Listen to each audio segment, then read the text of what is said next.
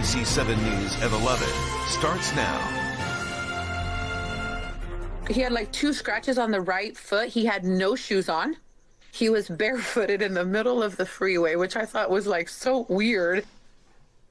Now, witnesses tell us about the moment a driver tried to walk away after investigators say he intentionally crashed into a motorcyclist on the 805 freeway, killing him.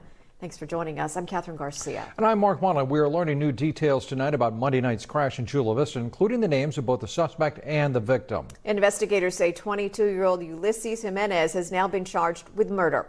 NBC 7's Dave Summers spoke to a witness and CHP about what happened. There's a guy just walking in the middle of the road.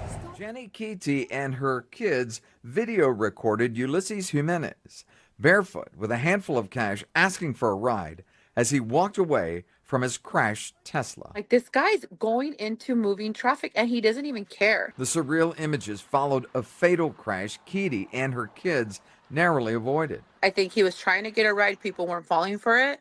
And then he started getting mad, like flipping people off. Moments before that, California Highway Patrol investigators say Jimenez rammed his red Tesla at a high rate of speed into the back of 52-year-old Jorge Uribe Villalobos' new BMW motorcycle, killing him. The Tesla continued, then struck a 2012 black Ram pickup. The 24-year-old man driving it and his 5 passengers suffered minor injuries.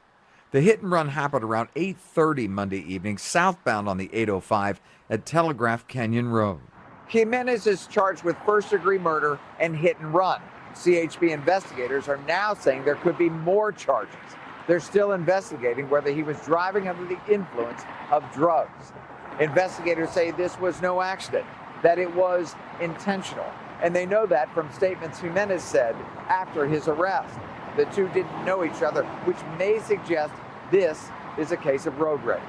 You mentioned that he appeared kind of out of it. He How did.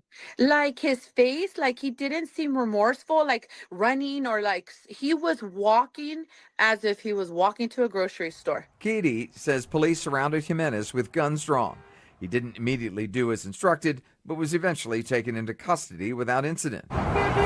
For Jenny and her family, the road home may never be the same. But she'll certainly be keeping a close eye on what's ahead. There's a lot of cars that speed.